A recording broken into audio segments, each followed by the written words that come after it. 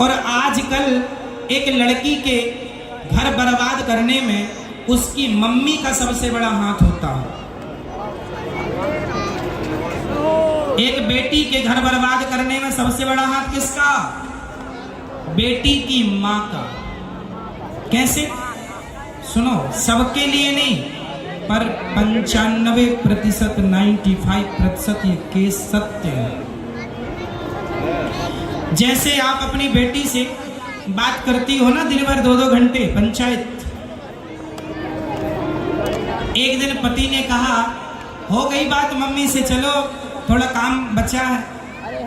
अरे हम तो अपनी मम्मी से बात करते तभी आपका सिर चढ़ जाता, हमारी माँ तो सुहाती नहीं है आपको। लो भैया, उसने कहा कि काम में ध्यान दो और 1-1 घंटे बतियाती रहती है। इससे क्या होगा?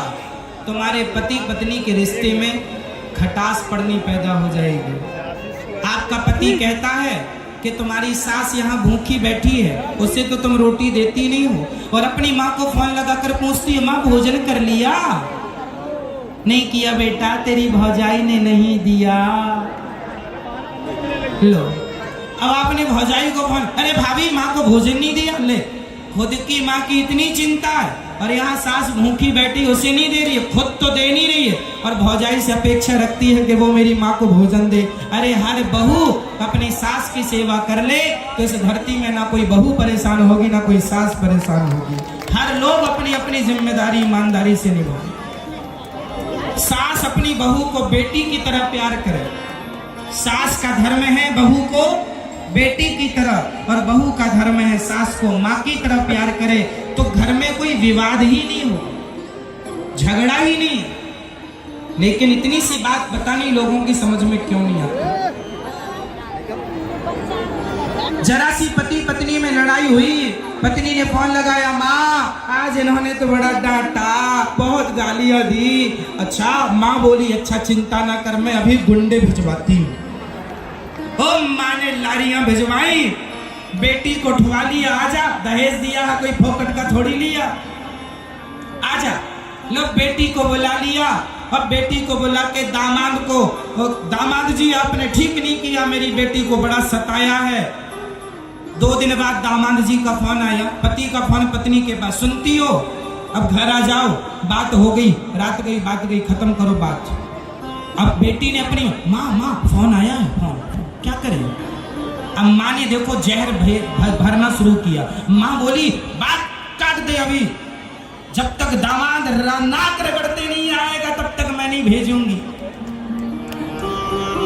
ले भैया, अब मैं आपसे सवाल करता हूं, क्या आप जितनी महिलाएं बैठी हैं, क्या आप अपने पति को नाक रगड़वाना चाहती हो? अरे पति पत्नी की लड़ाई किस घर में नहीं होती भाई, लेकिन आप अपने पति की नाक रगड़वाना चाहते। मेरा अब सास ने कहा दामाद जी ऐसे नहीं आएगी बेटी, 10 बार फोन लगा दिया दामाद ने, पति ने, पत्नी गई नहीं। चाहती है कि नाक रगड़ता आए, गिड़गिड़ाए, तो ये तो आपके पति का सबसे बड़ा अपमान है। इसलिए मैं हाथ जोड़ के कहता हूं मेरी माँ, जीवन भर तुम्हारी माँ साथ नहीं देगी।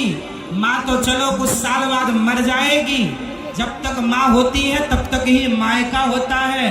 माँ नहीं, मायका नहीं, माँ गई, मायका गया। माँ के जाने के बाद जिस ननद के बल पर, जिस भौजाई के बल पर, जिस भाई के बल पर बड़ी आंख दिखाती थी, माँ को मरने तो दो, बाप को मरने तो दो, तुम्हारी भौजाई कहेगी निकल जा मेरे घर से।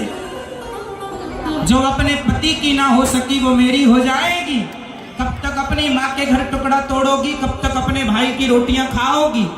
सबसे गलत निर्णय होता है स्त्रियों का ये कि अपने पति को छोड़कर वो अपने मायके में अपने भाई बंधुओं के भरोसे रहती हैं। कब तक साथ देगा, कौन देगा? 2 बातें हो जाती हैं, सहन कर लिया करो मेरी माँ। जो